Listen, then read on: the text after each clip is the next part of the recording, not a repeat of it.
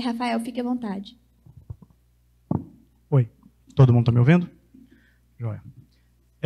Bom, antes de mais nada, ótimo. Eu queria agradecer muito o convite, é um prazer estar aqui, especialmente uma honra estar apresentando e debatendo com o professor Benny, que é uma das grandes referências no planejamento urbano de Brasília e do Brasil. Então, eu fico muito contente também o fato de que o que o professor acabou de apresentar vai ilustrar em grande medida, várias das coisas que eu vou estar falando aqui.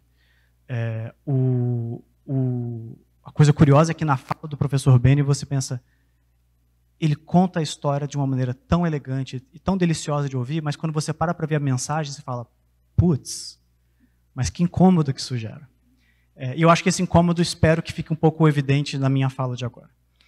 Bom, então na minha fala eu vou, como foi apresentado antes, meu nome é Rafael Pereira, eu sou pesquisador do IPEA, e eu vou fazer uma apresentação sobre o tema de transporte, justiça nas cidades, mas particularmente aplicado à questão da justiça no transporte urbano.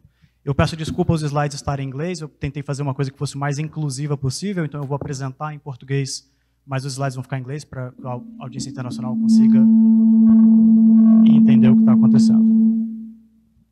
Ok, vamos lá. Está funcionando ainda? Alô? Acho que parou de funcionar. Alô, alô? Esse aqui está funcionando melhor. Bom, na minha fala eu vou cobrir 3 grandes tópicos. O primeiro é uma discussão mais teórica do que é a justiça, o que é a justiça no contexto do planejamento urbano, como que essa noção de justiça se aplica à dimensão do transporte urbano e, particularmente, por que o conceito de acessibilidade urbana é tão importante para a gente discutir a justiça nas cidades. E, por fim, a gente vai sair dessa discussão teórica e vai falar um pouquinho do ponto de vista prático e empírico, um pouco das pesquisas que a gente tem feito para trazer à tona, trazer para a superfície questões de desigualdade e equidade que a gente tem analisado na mobilidade urbana do Brasil hoje em dia. Bom, a literatura sobre justiça e cidades é de longuíssima data. A gente tem grandes referenciais teóricos com David Harvey, o Lefebvre, o Edward Soldier e diversos outros autores americanos, europeus, que dão diversas contribuições teóricas sobre o tema. E apesar de toda essa grande diversidade e a professora Susan Feinstein, que é uma professora de Harvard que já está aposentada, mas que fez um livro brilhante chamado A Cidade Justa. Apesar dessa grande diversidade teórica das obras desses grandes autores, existem alguns elementos em comuns que a gente pode costurar e a gente encontra um ponto de convergência entre todos eles.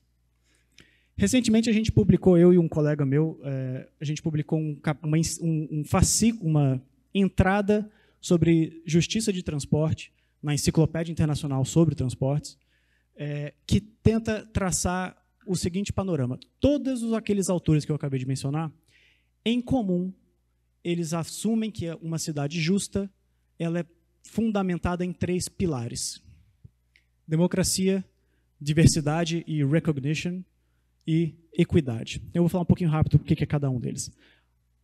A noção de democracia, no fundo, ela remete para a gente ao que a gente chama de justiça de processo, ou procedural justice.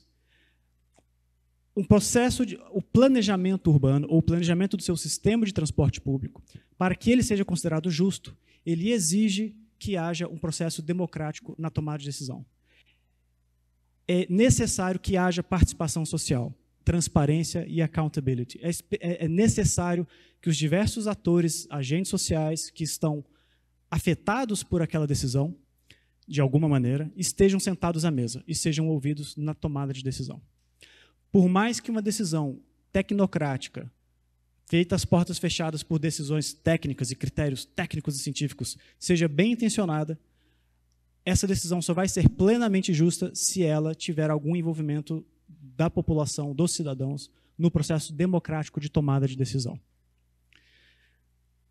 O segundo pilar de um planejamento urbano justo é a noção de diversidade ou reconhecimento. É a noção de que, quando você traz as pessoas na mesa para participar do processo de decisão, é importante reconhecer que existem diferentes grupos sociais ou diferentes pessoas que têm identidades diferentes, características diferentes e que sofrem relações de poder absolutamente assimétricas.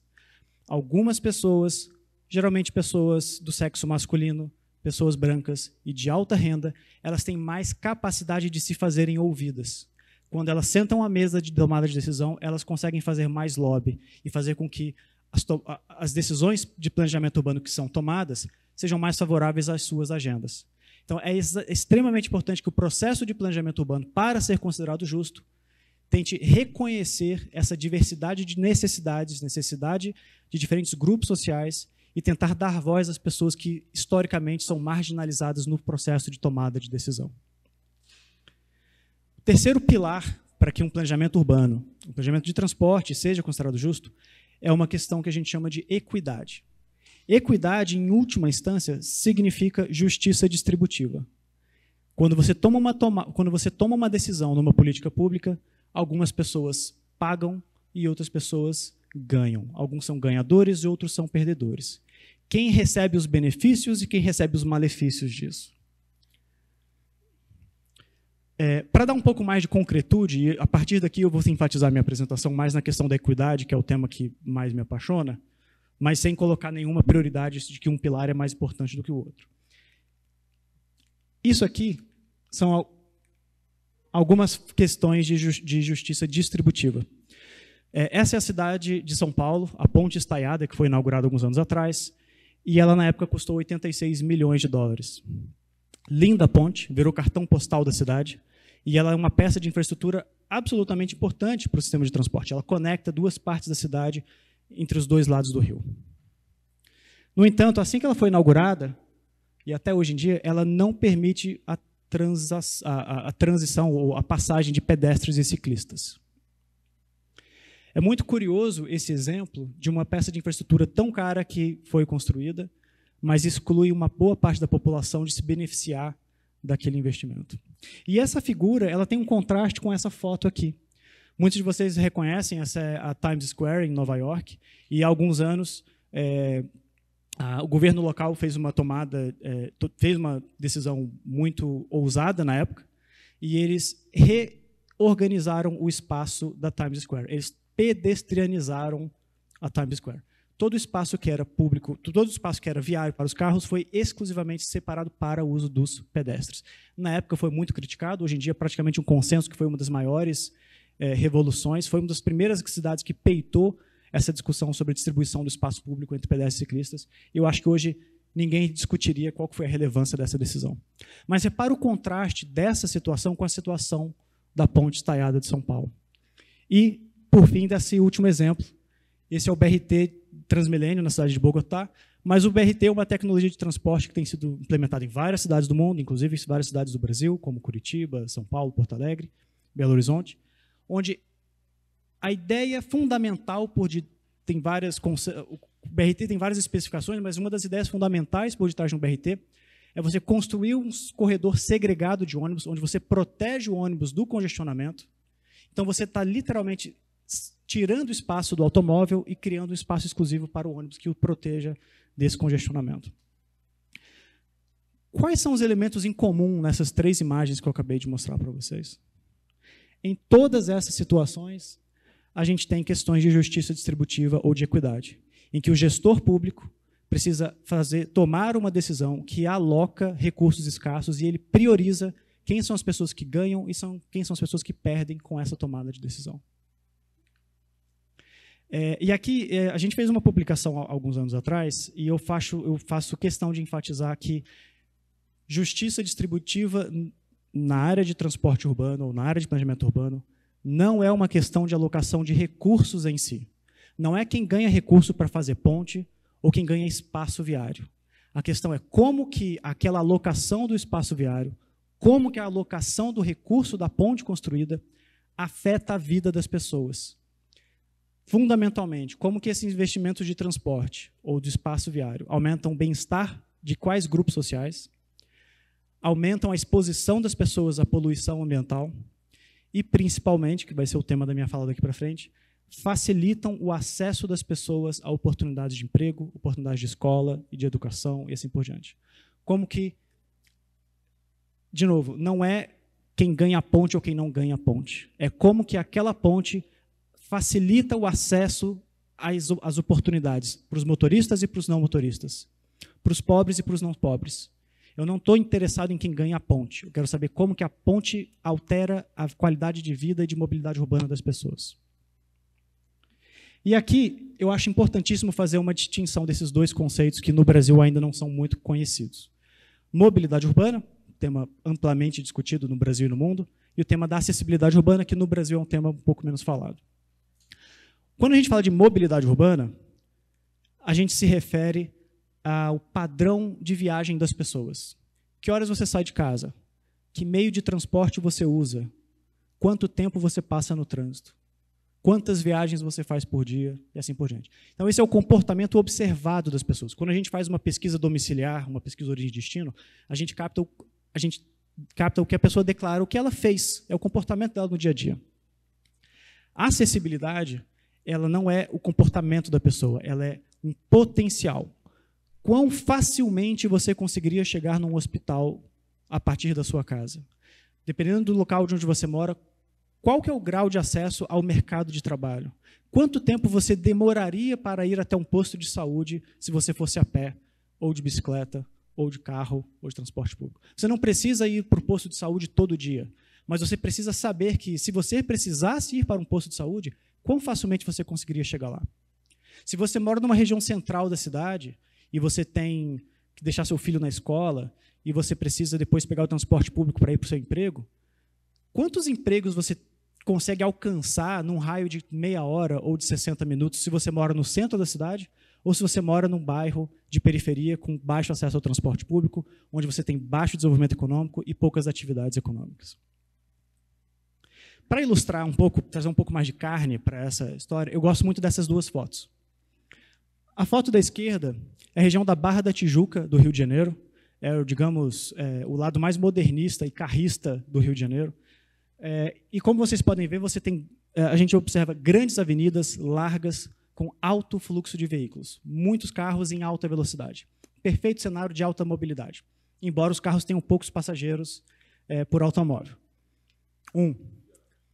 No entanto, se você é um pedestre, você está naquela calçada ali e você precisa chegar num dentista, ou na escola do seu filho, ou numa farmácia, você vai ter muita dificuldade para chegar numa farmácia, porque você pode ver que não tem a menor urbanidade esse retrato.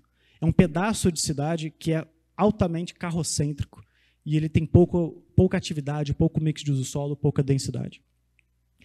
A foto da direita é o perfeito contraste. É uma região no centro da cidade do Rio de Janeiro, mas isso poderia ser o centro de qualquer média, grande cidade do Brasil.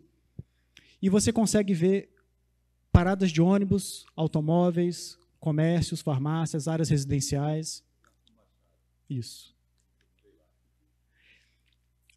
É uma região que você consegue chegar de automóvel, mas o principal ponto ali é que uma pessoa ali, em 15 minutos de caminhada, ela tem um leque de oportunidades de farmácias, de comércio, de empregos muito maior. Você tem uma urbanidade maior, você tem uma concentração de oportunidades maior. E com um esforço muito menor, seja caminhando a pé ou de bicicleta, a pessoa consegue acessar uma gama de oportunidades incrivelmente mais vasta e diversificada do que na foto da esquerda. Tá? Então, essa é a diferença do que é a mobilidade urbana e do que é a acessibilidade.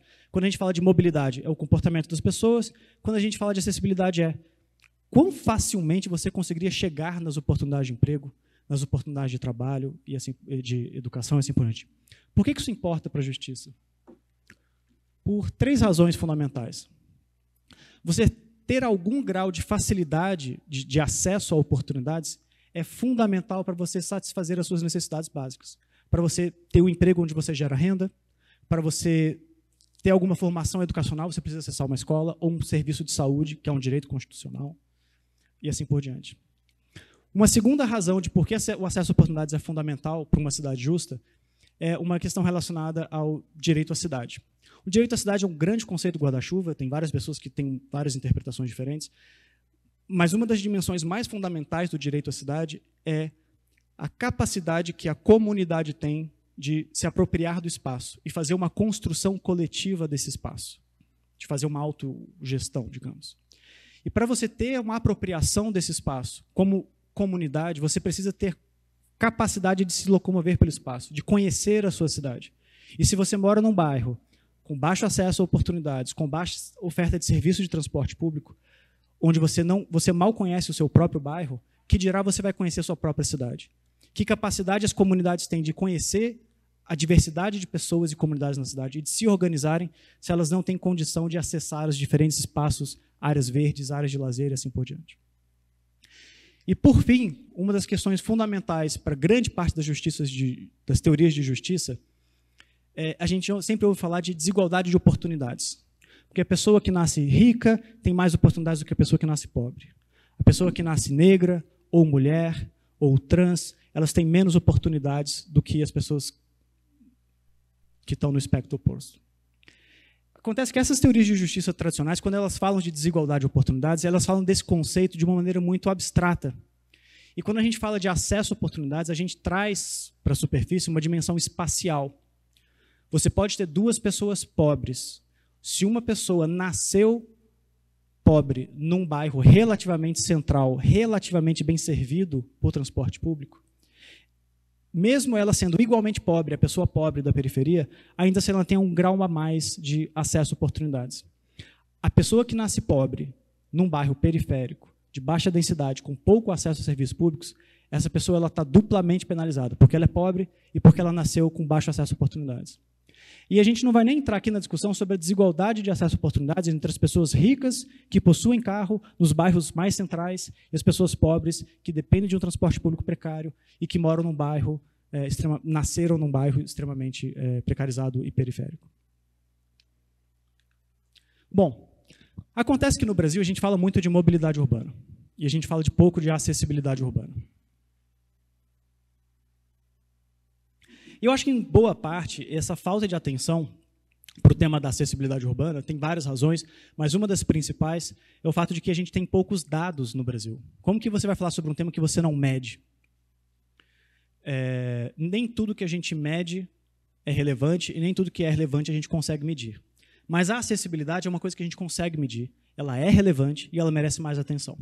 Então, para tentar cobrir um pouco esse gap na literatura, a gente, dentro do IPEA, o Instituto de Pesquisa Econômica Aplicada, há alguns anos a gente lançou um projeto de pesquisa chamado Projeto Acesso a Oportunidades, onde o objetivo desse projeto é fazer uma estimativa anual de acesso a empregos, a escolas e a hospitais, por modo de transporte, para cada quarteirão de todas as grandes cidades do Brasil. A ideia é colocar todos esses dados publicamente disponíveis, todas essas informações são produzidas com metodologias transparentes, abertas, o código computacional para processamento dos dados é todo aberto, os dados estão disponíveis para download e já eu vou falar onde vocês podem achar essas informações. Vou falar muito rapidamente o que significa, o que a gente tem feito com esse projeto. Em 2019, a gente lançou a primeira edição, com algumas estimativas para o ano de 2019. Esse ano, a gente vai lançar estimativas para 2017, 2018 e 2019. A ideia é que, se a cada ano a gente consegue estimar para cada quarteirão o acesso a empregos por transporte público, e a gente vai acompanhando isso ao longo dos anos, a gente consegue, aos poucos, medir qual foi o impacto da pandemia no acesso ao mercado de trabalho. Quando você constrói um metrô na sua cidade, qual que é o impacto disso? E quem se beneficia com isso? Quando você tem uma crise econômica e determinados empregos são fechados, onde esses empregos fecharam? Quem são as pessoas, grupos sociais mais prejudicados, assim por diante? Mas, muito rapidamente, o que significa acessibilidade do ponto de vista prático? Então, vamos focar aqui primeiro no mapa da esquerda. Isso aqui é a cidade de São Paulo, é o município de São Paulo. Esse mapa da esquerda, ele mostra a proporção de empregos que são acessíveis em até 60 minutos. Então, imagina que você está na sua casa, você tem 60 minutos para pegar um transporte público e andar em qualquer direção da cidade. Então, todo aquele raio que você consegue acessar em 60 minutos, indo para todas as direções, é a área acessível para você. Se os empregos estão dentro dessa área acessível, que a gente chama de uma isocrona, essa área, é toda a área que você consegue alcançar dentro desse mesmo espaço de tempo, 60 minutos, aquele emprego é acessível para você. Então, esse mapa, ele não mostra a distribuição dos empregos, ele mostra os empregos que estão acessíveis a partir de cada quarteirão, usando transporte público em 1 hora de viagem. E aí vocês vão reparar que, mesmo quem não conhece São Paulo, você bate o olho nessa imagem, primeiro, você sabe onde está o centro de São Paulo. Segundo, apesar do centro de São Paulo ter a maior concentração de empregos, você consegue visivelmente identificar onde estão os corredores de transporte de média e alta capacidade, onde estão os serviços de trem, onde estão os serviços de metrô e assim por diante. Eu gosto muito de destacar esse ponto aqui. Isso aqui é a famosa Zona Leste, a ZL de São Paulo. É uma das regiões pobres, com baixo desenvolvimento econômico e com pouca oportunidade de trabalho.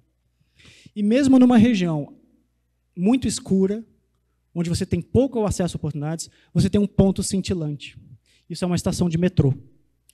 Mesmo uma pessoa que mora na periferia, se ela consegue rapidamente chegar nessa estação de metrô e embarcar no metrô, em poucos minutos ela consegue alcançar uma grande quantidade de empregos pela conectividade espacial e temporal do sistema de transporte público. Então, esse mapa mostra como o sistema de transporte público democratiza o acesso a oportunidades. Ele espalha o acesso a oportunidades para diferentes regiões da cidade. O mapa da direita é um outro tipo de indicador de acessibilidade. A gente pode medir a acessibilidade com vários indicadores diferentes. Então, esse da esquerda é a quantidade de empregos acessíveis em X minutos. E o indicador da direita é o tempo que você demoraria para chegar até o hospital mais próximo, que é um hospital que atende pelo SUS com serviços de alta complexidade. As regiões que estão bem amarelas são regiões a partir de onde a pessoa demoraria de 0 a 5 minutos, basicamente quando você está na cercania do hospital. As áreas verdes mostram a pessoa demorando de 10 a 20 minutos, e as áreas azuis escuras são a partir de onde a pessoa demoraria mais de meia hora. Uma pessoa olha para esse mapa, você não precisa conhecer a cidade de São Paulo para saber onde falta serviço de saúde, onde a construção de um hospital talvez fosse mais vantajosa para aumentar o acesso da população.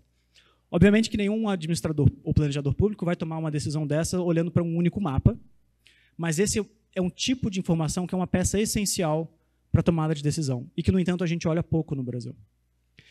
São técnicas de análise de transporte e planejamento urbano super antigas. O professor Beni já deve ter visto esse tipo de mapa inúmeras vezes, isso não é novidade para quem é da área de planejamento de transporte, mas a revolução que a gente vem vendo na área de computação e de ciência de dados nos últimos anos torna possível a gente fazer esse tipo de análise para cada quarteirão de todas as 20 maiores cidades do Brasil, por modo de transporte, ano a ano, com uma equipe de 2 pessoas, 3 pessoas. A um custo muito pequeno, porque a gente só usa dado livre e dado computacional, programas abertos. Então, como eu disse, esse projeto tem como ambição fazer uma estimativa para cada ano, fazer um acompanhamento ao longo do tempo. A gente tem feito essas análises para as 20 maiores cidades do Brasil. Na verdade, no caso de Goiânia, a gente analisa toda a região metropolitana de Goiânia. Então, são mais do que 20 municípios, são 19 municípios mais a região metropolitana de Goiânia. E a nossa expectativa é que com um projeto a cada ano a gente inclua mais cidades, mais tipos de atividades e assim por diante. Eu não vou entrar em detalhes da metodologia, de como a gente faz o processamento, mas a gente envolve uma grande complexidade de várias bases de dados, dá um trabalho bem grande, mas computacionalmente falando é bem viável. E, por fim, uma das coisas que para a gente mais interessa é em que medida esses dados que a gente traz permitem a gente analisar questões de desigualdade de acesso a oportunidades. A gente tem feito vários estudos que têm sido publicados sobre o tema, eu não vou entrar em todos, mas eu só vou mencionar um que a gente publicou há pouco tempo, olhando para essa questão mais imediata da pandemia.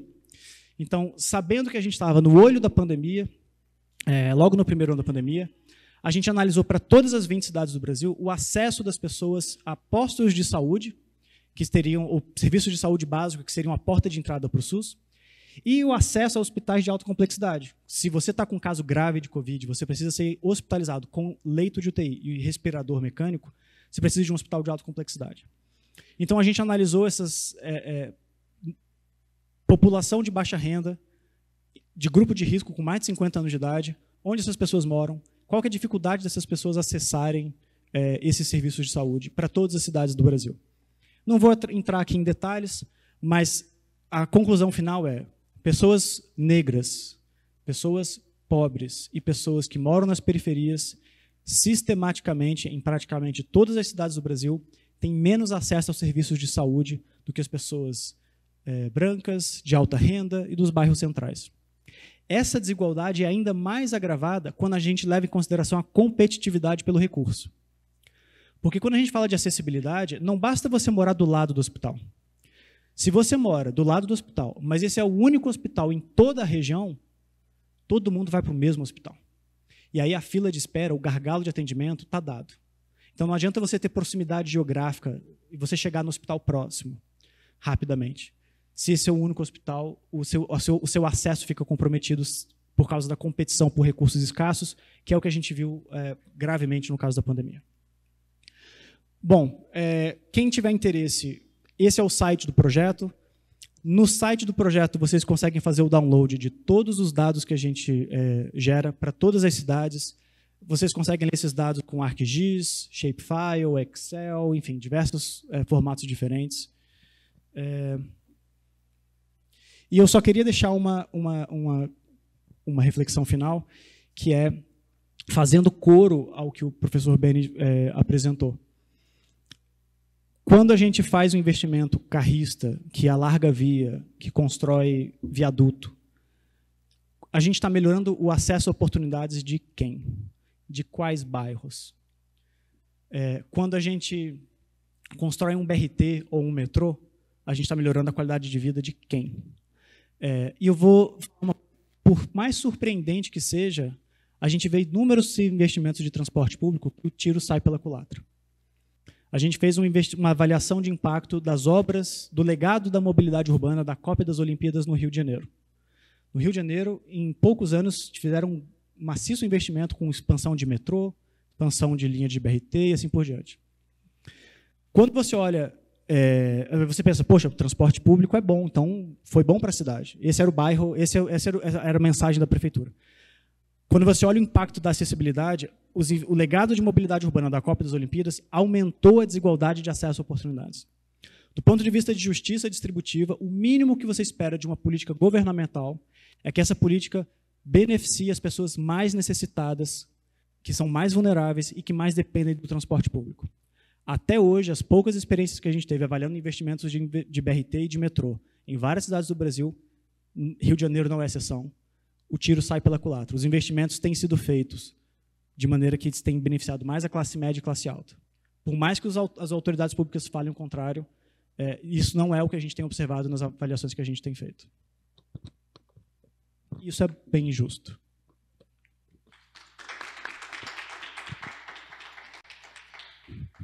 Obrigado, Rafael. Pô, show de bola os dois, né? Professor Beni, Rafael, muito obrigado. Eu anotei algumas coisas aqui e queria fazer uma pergunta para o professor Beni, depois para o Rafael, se for possível. Fiquei um pouco assustado com os dados de população de Brasília, trazidos pelo professor Beni, a questão das motos. Eu acho que é um problema que a gente tem, até um problema de saúde pública, eu diria, a questão das motos no Brasil, né, que a gente poderia até explorar em outra oportunidade. Teve uma questão, professor, que eu notei, que é assim, me pareceu que a gente está numa posição de resignação, talvez. Uma dificuldade da gente enfrentar esse tipo de problema trazido por essa carrocracia, né, que a gente vê, pelo menos nas grandes cidades brasileiras, mas também nas médias, a gente vê uma demanda muito grande pelas vias e pela utilização do carro cada vez mais, né? Mas a pergunta que eu queria trazer e aí conectando com a questão da cidade justa e também do lugar em que a gente está, que é Brasília, né? O senhor acha que, considerando tudo que o senhor trouxe, Brasília teria mais dificuldade de enfrentar esse problema trazido pela dificuldade de mobilidade, até pela cidade ter sido construída, como o senhor bem lembrou, né? Lúcio Costa declaradamente pensou nela como uma cidade viária, né? As cidades mais antigas do Brasil talvez teriam mais oportunidades de resolver o problema da mobilidade do que Brasília, por exemplo? Essa é a pergunta.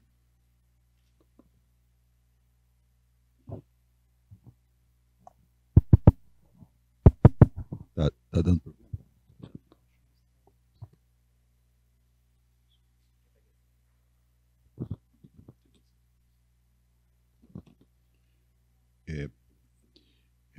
É uma questão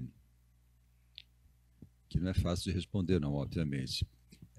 Eu penso que todas vão ter dificuldades para transitar para um modelo de cidade e de mobilidade urbana mais justo, porque eu acho que tanto a minha fala quanto a do Rafael mostraram o quanto o padrão e a política de transporte contribui para aprofundar a desigualdade, né? Inclusive esses exemplos que o Rafael deu agora, de que, curiosamente, né, o tiro saiu pela culatra, investimentos públicos em redes, num dos raros momentos cíclicos em que há um momento de maior volume de investimento público, existem efeitos perversos como esses de aprofundar a desigualdade e de não atender os mais desassistidos, né? Então, isso, eu penso que não há fórmula mágica. Em primeiro lugar, eu penso que o modelo ideal é não ter modelo para ser replicado acriticamente, seja onde for, né? Que é a nossa tradição, inclusive, né? Importar modelo. Agora é o planejamento estratégico. Aí se importa um modelito ou de Barcelona, ou de Harvard, né? E se aplica indiscriminadamente e acriticamente, independentemente da realidade. Não creio que seja nem mais fácil, nem mais difícil por força da configuração urbanística, né? Acho que são complexidades próprias de cada cidade. Claro que as condições de topografia, o histórico de desenvolvimento da cidade, o padrão mais dendrítico, né, ou mais radioconcêntrico do sistema viário e da distribuição da população e das atividades no território, vão, por vezes, conferir maior dificuldade para um sistema de transporte que acompanha a legislação brasileira, né, no ponto de vista das prioridades e do ponto de vista de ser mais eficaz. Mas é a história, né? Do meu ponto de vista, não temos que trabalhar com o modelo ideal, temos que trabalhar com a realidade tal como ela é e buscar soluções concretas e viáveis e factíveis a curto, médio e longo prazo, sempre pensando o agora e o longo prazo juntos, né? Trabalhando numa perspectiva de planejamento e de planejamento integrado, né? Para os que vivem e sofrem em cidades como a de Brasília, onde, como eu comentei aqui, né, a população mora a 30 a 50 quilômetros de distância, faz esse commuting, né, diário, pendular, de longa duração, gasta 2 a 4 horas por dia em transportes com a qualidade que temos, né? Há soluções evidentes, né? Não penso que é só uma importação de um modelo e nem de abstrair dessa realidade e vamos agora tornar Brasília, Amsterdã e Paris, né? Não é, mas soluções que enfatizam o transporte público coletivo, os modelos de sistema tronco-alimentador, que eu acredito muito nos modelos de sistema tronco-alimentador, que você tem um sistema viário principal e que se articula com ele, né? É como o sangue circulando no corpo humano, né? Eu gosto dessa figura, né? É o sistema que os vasos maiores vão... E quando a gente entope, vem o infarto, né? Quando entope esse sistema, porque ele está mal dimensionado, mal estruturado, mal distribuído. Ou então quando a gente bebe demais também. Come errado, bebe demais, faz pouca atividade. Mas o sistema viário está muito vinculado ao padrão da distribuição das pessoas e das atividades. Por isso que não é razoável, pelo contrário, é bastante irracional se pensar o transporte deslocado do uso e da ocupação do solo. Principalmente, claro que junto com as demais políticas, como o Rafael mostrou aqui, essas imagens são muito claras, né? As distâncias de acessibilidade da população a oportunidades de trabalho e a serviços fundamentais como esse de saúde, né? Mas Em outras cidades brasileiras, eu creio que os sistemas de transporte público vêm muito lentamente, mas vêm trabalhando sistematicamente na busca de maior integração intermodal, bilhete único, vias exclusivas, faixas exclusivas e vias exclusivas, onde o maior prejudicado é exatamente o motorista do transporte particular. Aquela imagem do Rafael, eu não sei se vocês se lembram, a maioria é porque é uma imagem, não é um filme, né? É uma imagem estática. A maioria da população está parada no congestionamento. Quem está andando é o ônibus, o biarticulado, geralmente, né? Ou o que está no transporte, que está na faixa exclusiva, que está naquela calha exclusiva, né? Então, essas experiências têm sido eficazes do ponto de vista de melhoria, né? O bilhete único, a tarifação integrada, a integração entre modos, né? Porque todo mundo é pedestre em algum momento, e pode ser ciclista em outro momento, e pode ser usuário do transporte coletivo no outro momento. E, eventualmente, pode ser até o usuário do transporte particular, e deixar o carro num determinado ponto, porque é pior usar o carro. Porque o transporte público, para ser eficaz, ele precisa ser competitivo, inclusive com o carro particular, tanto do ponto de vista de conforto, quanto de segurança, quanto de tempo, de rapidez. São 3 indicadores fundamentais de competição, né? É conforto, segurança e rapidez, tempo de deslocamento. Se o transporte público for competitivo nesse nível, como é, por exemplo, em Barcelona, como é em Paris, como é em Londres, como é em Nova York, inclusive, a gente vai verificar outras possibilidades de desenho de políticas públicas. No Brasil, existe uma certa mistificação da proposta da tarifa zero.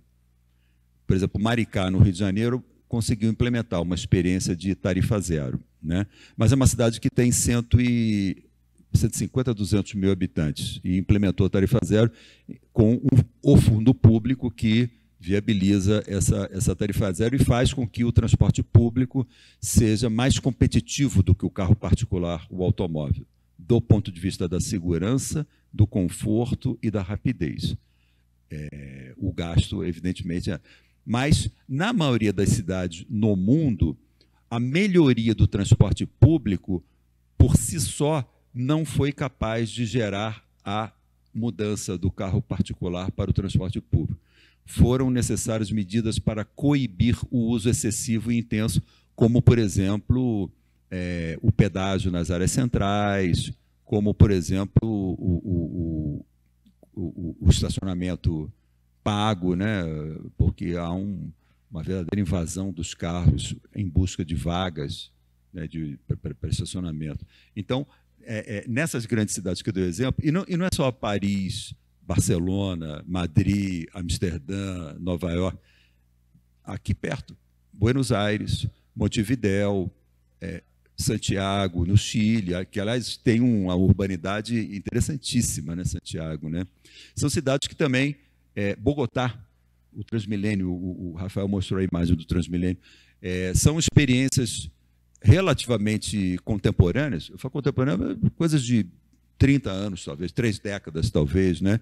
E que impulsionaram uma dinâmica urbana, né, muito mais sustentável, muito mais inclusiva socialmente, né, e promovendo muito mais esses 3 princípios aí que o Rafael colocou, da equidade, da democracia urbana, etc., né, da eficiência dos sistemas e das redes, mostram exemplos que são absolutamente factíveis, sem precisar fazer uma réplica, uma cópia, né, vis-à-vis. Eu dei o exemplo aqui do início do século passado, né, das cidades brasileiras, porque a pandemia foi um dos maiores promotores da mudança da legislação urbanística no Brasil. É interessante pensar nisso, né?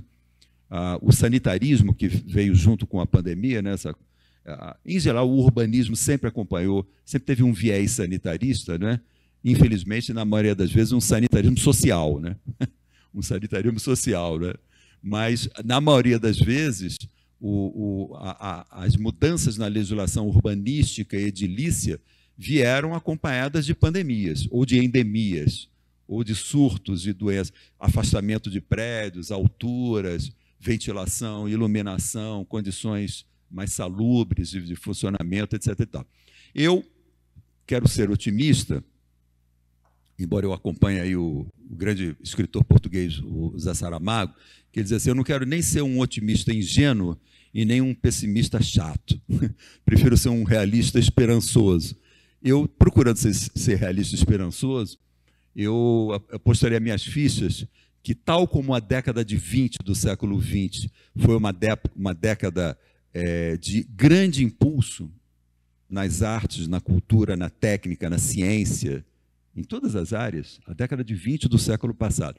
Eu creio que esta década de 20 do século XXI, inclusive, até por conta da pandemia, pode ter efeitos e impactos do ponto de vista dessas políticas, né, urbanas, urbanísticas, mais integradas, etc. E tal. Eu apostaria uma parte das minhas fichas, né? 100% só na nossa mãe que a gente aplica. Minha mãe falou isso, 100% das suas fichas só na sua mãe. Eu apostaria uma parte das minhas fichas que vai ter um bom e interessante impacto do ponto de vista das políticas públicas e das tecnologias, que vai ser um impacto de provável visibilidade urbana, né?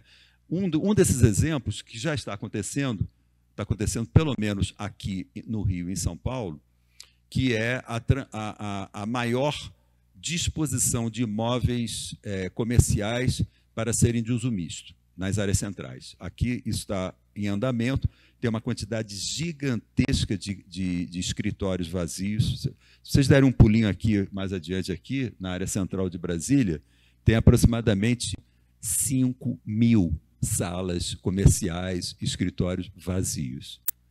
Não acho que isso seja uma coisa sazonal e nem exclusivamente o impacto da pandemia. Creio que tem elementos mais estruturais e acho que as transformações que já estão acontecendo, tendencialmente, também no centro do Rio isso está acontecendo, né? Também no centro de São Paulo isso está acontecendo. Não sei como é que está em Belo Horizonte, mas imagino que tem elementos dessa natureza acontecendo também, né? É o impacto imobiliário desses, e não é a pandemia, como eu insisto em dizer isso, não é só a pandemia, né? São elementos mais estruturantes aí das mudanças tecnológicas, das transformações econômicas, sociais, culturais, etc. E tal. Acho que eu apostaria isso. A década de 20 vai trazer elementos de aceleração de mudanças, e essas mudanças vão ter talvez um dos lugares de maior visibilidade é exatamente nos centros metropolitanos. Eu espero que elas alcancem positivamente e menos perversamente também as periferias metropolitanas, no sentido de cidades mais justas. Bom, pessoal, devido ao nosso horário aqui, né, e já agradecendo tanto o professor Beni quanto o Dr. Rafael pelas duas palestras, foram realmente muito boas para que a gente possa fazer uma reflexão, né, sobre esse tema, as cidades justas e as cidades possíveis, né, porque foram trazidos temas que a gente precisa refletir sobre eles, o que é possível no momento. A gente precisa pensar muito sobre as políticas públicas que existem, os investimentos e os estudos voltados para isso, mas fazer um contraponto com a realidade social e a necessidade, né? Como o Rafael trouxe bem aqui, quem tem condição de discutir, obviamente, não são as pessoas mais vulneráveis dentro de um cenário político de discussões, né, e investimento. Então, em nome da Fundação, eu vou encerrar esse painel, agradecendo mais uma vez o professor Beni pela belíssima apresentação e o professor Rafael também, que apresentação fantástica, com dados fantásticos. Eu acho que vai, para todos nós aqui e quem está de casa também, vai ajudar muito, né, no trabalho do planejamento urbano. Agradeço também ao Leonardo Gandara, que foi meu colega de mediação aqui nessa mesa. E, mais uma vez, pessoal, convidamos vocês para conhecer a Fundação Israel Pinheiro, todos os nossos projetos realizados ao longo desses últimos 27 anos, que já ultrapassam 100 projetos, tanto no âmbito público quanto privado. E conheçam as nossas iniciativas, tanto aqui no Espaço Israel Pinheiro Brasília, quanto no Museu Casa de João Israel Pinheiro, em Caeté. E conheçam também o FIPcast, que a gente teve como intenção debater de forma mais democrática e chamar a atenção das pessoas para esses temas que nós debatemos aqui hoje o dia inteiro. Então, fica o meu agradecimento em nome da Fundação Israel Pinheiro, e eu passo agora para a Viviane, que ela vai falar quem que é o nosso último convidado para fechar esse nosso seminário de hoje. Agradecemos as falas do professor Beni e do Dr. Rafael Pereira, dos mediadores, doutora Maiara Vieira e Leonardo